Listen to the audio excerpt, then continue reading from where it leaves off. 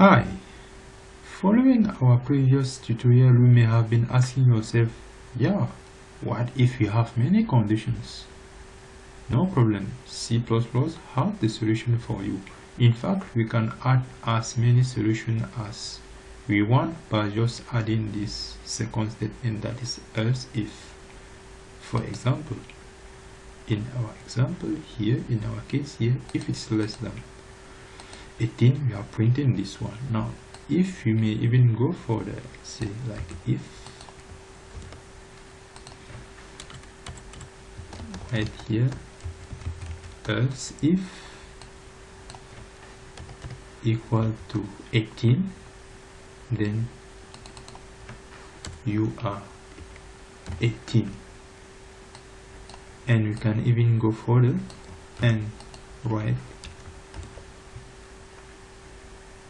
if equal to 30, then you are 30.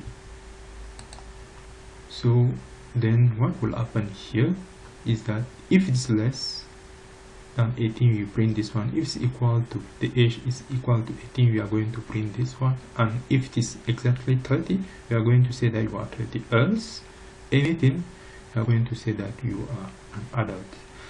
Let's say if you execute it and say so 30 here, you are 30. That's it. If we execute and say 18, you are 18. The second condition here is executing. Now if we execute it again and insert 100, whoa, you are an adult. The last statement here is executing. This way we can add as many conditions as we want, and this is a way of using selection statement in C++.